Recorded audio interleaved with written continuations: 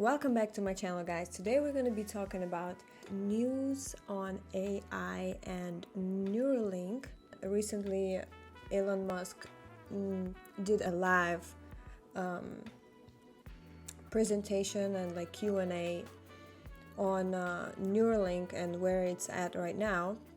So we're going to be looking at that. I want to see what's going on in that space and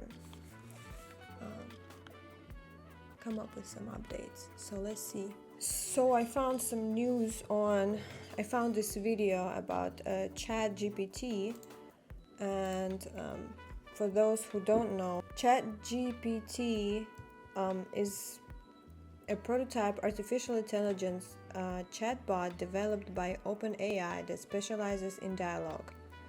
The chatbot is a large language model fine-tuned with both supervised and reinforcement learning techniques. The base model that was fine-tuned was OpenAI's GPT-3 language model. Okay. Basic description. All right.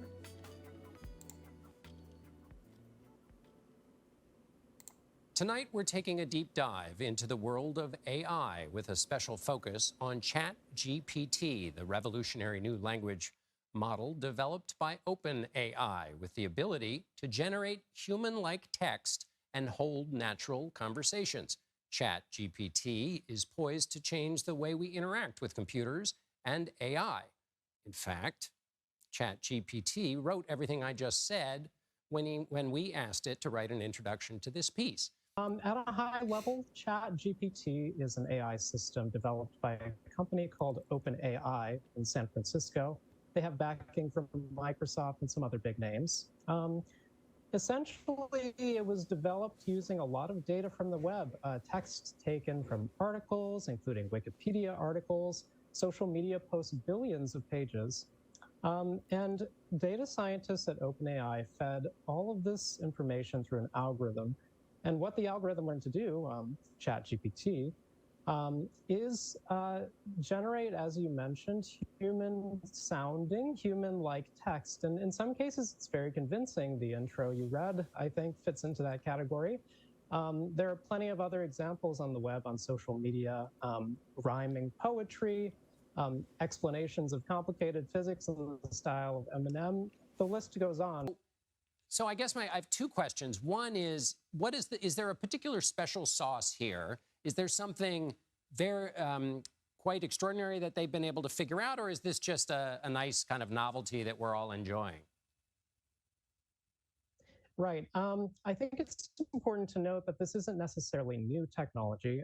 What OpenAI has done is take a lot of emerging techniques to make the system better than those that have come before it, but systems like this have been around for a few years. In fact, Meta, the company that owns Facebook, released its own version of this a few weeks back. It was quickly taken down because, as with ChatGPT, I'm sure we'll discuss this, the system tended to sometimes generate toxic, misogynist, problematic content when prompted with certain text.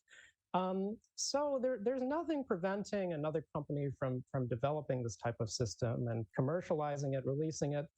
OpenAI offers this for free currently. I'm sure they're looking to monetize it in the future. But to your first question, I think it is a useful creative tool. I've certainly used it in my own writing to brainstorm parts of articles. Other people have used it for really novel use cases like generating computer programs or writing, small essays on otherwise complex topics that would take a lot of research to put together. Okay, so ChatGPT. Let's find some more information. I'm just gonna quickly create an account. Okay, so he said, I'm a computer-based program, so I do not have the ability to feel emotions like a human does.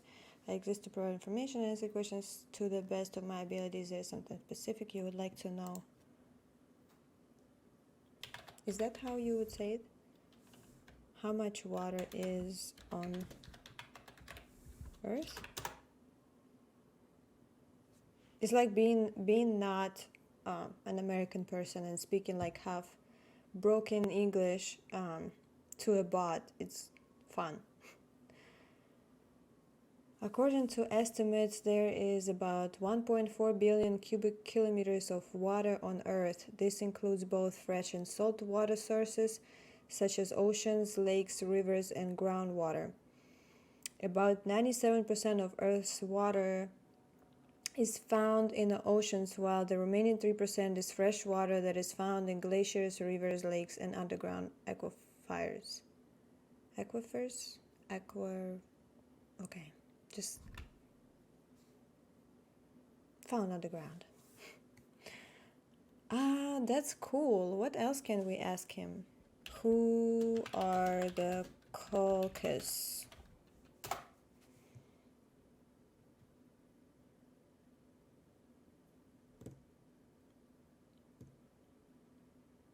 It's thinking.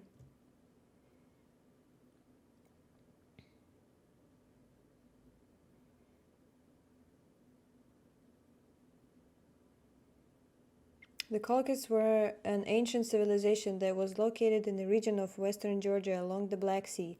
They were known for their advanced metalworking and farming abilities, as well as their extensive trade network.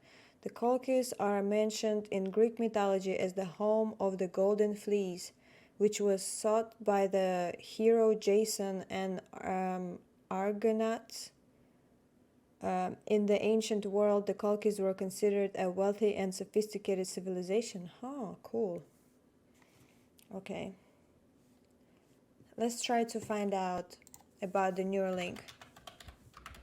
Because all this stuff is very futuristic to me, and I'm very much interested in it and how it's going to affect us, and how the future could turn out, and how should we act and approach this type of technologies as people to make it, not destroy the whole civilization. So All right, welcome to the Neuralink Show and Tell. So we've got an amazing amount of new developments to share with you that I think are incredibly exciting, as well as tell you about the future of what we're planning to do here. It's now this is meant to be a technical podcast, sort of like I'm going to provide an overall summary, and then we're going to have a number of members of the Neuralink team come in and give a deep technical overview of the various areas. So so let me move forward with the overall summary. Now, some of the things I'm going to say are things if you've been following Neuralink, you've already heard before, but for a lot of people out there, they've no idea what Neuralink does, and so I will be a little bit repetitive of things you may already know, but that others do not. So, the overarching goal of Neuralink is to create ultimately a whole brain interface. So, a generalized input-output device that, in the long term, literally could interface with every aspect of your brain, and in the short term, can interface with any given section of your brain and solve a tremendous number of things that cause debilitating issues for people. So, so our long term is I'll talk a little bit about our long-term goal. It's going to sound a little esoteric, but it was actually the sort of my prime motivation, which was, what do we do about AI? Like, what do we do about artificial general intelligence? If we have digital superintelligence that's just much smarter than any human, how do we mitigate that risk at a species level? How do we mitigate that risk? And then even in a benign scenario where the AI is very, very benevolent, then how do we even go along for the ride? How do we participate. And the conclusion, the thing that the biggest limitation in going along for the ride and in aligning AI, I think, is the bandwidth, the how quickly you can interact with the computer. So we are all already cyborgs in a way, in that your phone and your computer are extensions of yourself. And if you, I'm sure you found, like, if you leave your phone behind, you end up tapping your pockets, and it's like having missing limb syndrome. Like, where, you know, the phone is, leaving your phone behind is kind of like a missing limb at this point. You're so used to interfacing with it. You're so used to being a de facto cyborg. So what's the limitation on a phone or a laptop? The limitation is the rate at which you can receive and send information, especially the speed with which you can send information. So if you're interacting with a phone, it's limited by the speed at which you can move your thumbs, or the speed at which you can talk into your phone. This is an extremely low data rate. You know, maybe it's like 10, optimistically 100 bits per second, but a computer can communicate at you know, gigabits, terabits per second. So this is the fundamental limitation that I think we need to address to mitigate the long-term risk of artificial intelligence, and also just go along for the ride. And yeah. So, but like I said, that's an esoteric explanation that I think will appeal to a niche audience, some of whom may be here. And that's a very difficult problem. So even if we do not succeed with that problem, I think we are confident at this point that we will succeed at many, it's solving many brain injury issues, spine injury issues along the way. So, yeah, so, anyways. So,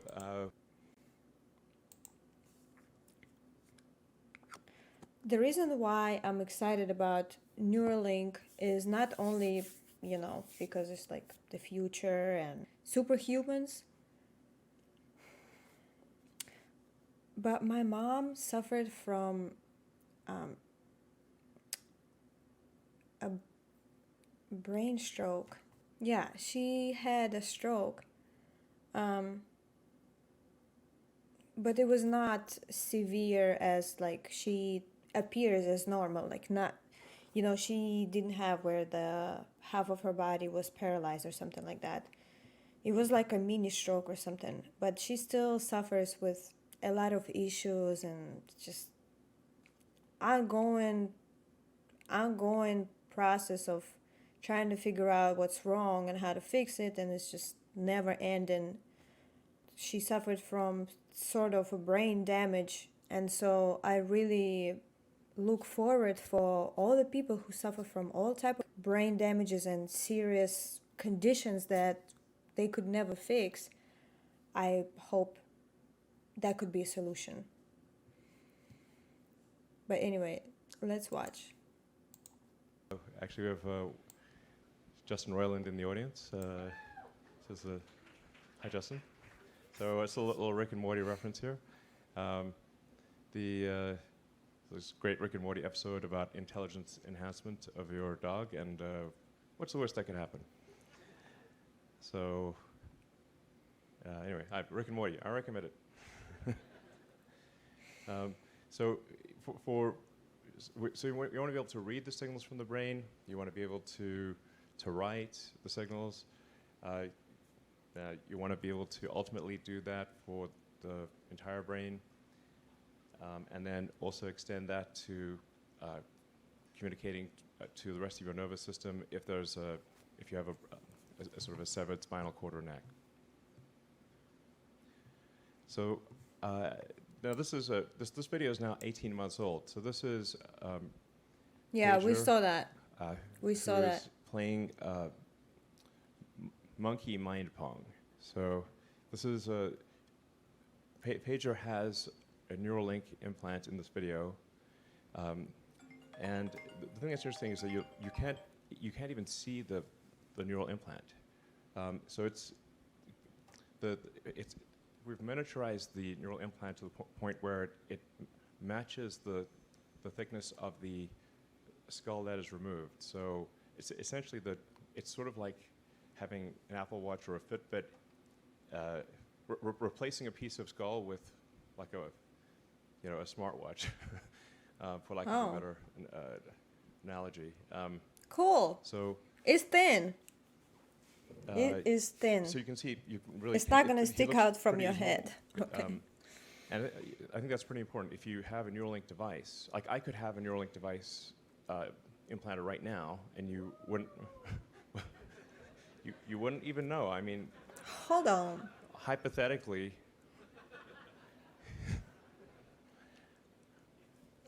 maybe one of these demos. In fact, one of these demos I will. Yeah. So we do benchtop testing, we do accelerated life testing. We're confident that someone who has basically no other interface to the outside world would be able to control their phone better than someone who has working hands. So.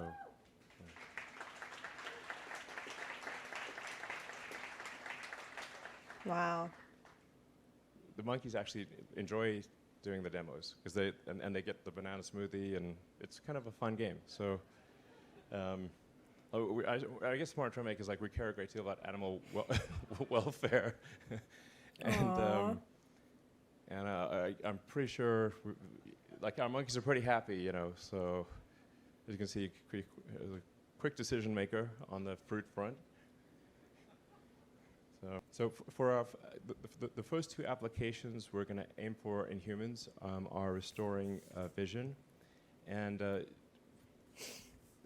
I think this is like notable in that even if someone has never had vision ever, like they were born blind, we believe we can still restore vision. Wow. Wow. Because the visual part of the cortex is still there. Yeah, even if they've never seen before. Incredible. We're I'm so excited. They could see. And then the other application being in the motor cortex, where we would initially enable someone who has no ability, almost no ability to operate their muscles, sort of like a sort of Stephen Hawking type situation, and enable them to operate their phone faster than someone who has working hands. But then obviously even better than that would be to bridge the connection. Take the signals from the motor cortex, and let's say somebody's got a broken neck, then bridging those signals to Neuralink devices located in the spinal cord. So we're confident there are no physical limitations to enabling full body functionality. Wow. I mean, as miraculous as it may sound, we're confident that it is possible to restore full body functionality to someone who has a severed spinal cord. So, yeah.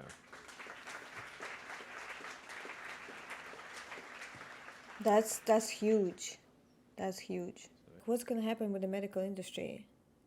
Maybe medical industry as we know it will never be the same. We don't even know how it's going to this is why I'm so excited, because we don't even know how the future is going to look like. This is so interesting. So we're going to see how the surgery is done with the R1 robot. Here it is. That's our R1 robot with our patient Alpha, who is lying comfortably on the patient bed.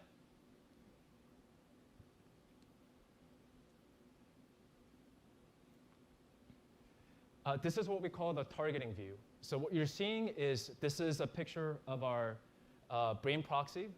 And the pink represents the cortical surface that we want to insert our electrodes into, and the black represents the vasculatures that we want to avoid. And what you're seeing is these hash marked with numbers that represents where we intend to put each of our threads. So should we see some insertions? So this is another view real quick. On the left is the view of the insertion area, and on the right, what the robot's going to do is it's going to peel the array, the threads, one by one from its silicon backing and insert it into the targets that we predetermined in the targeting view. So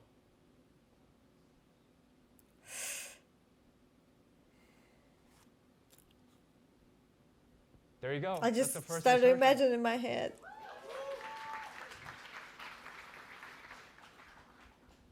So we're going to see a couple more insertions.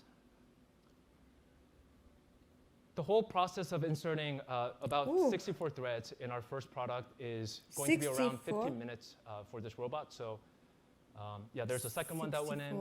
And let's see how Pager charges his implant. On the right, we're streaming real-time diagnostics from Pager's N1. When he climbs up and sits below the coil, you can see the charger automatically detect his presence and transition from searching to charging. We see the regulated power output on a scale of 0 to 1 and the current driven into his battery.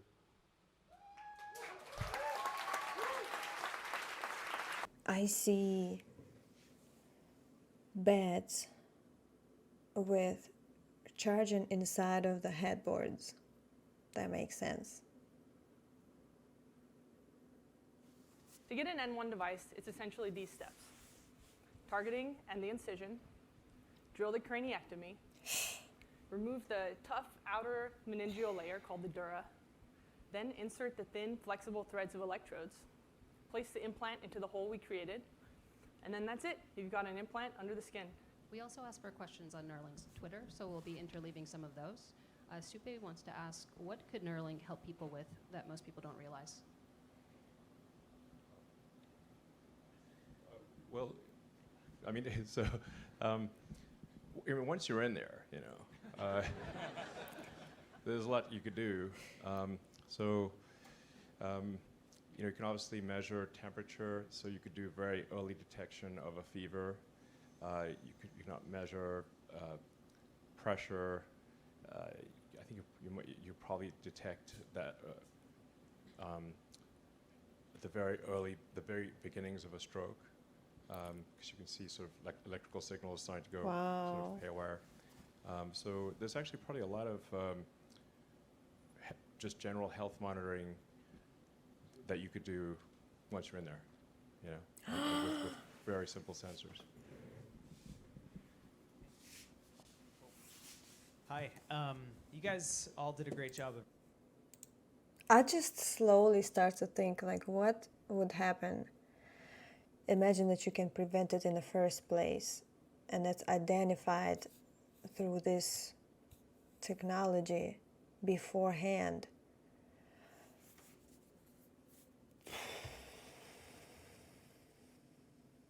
This is bigger than anybody can imagine.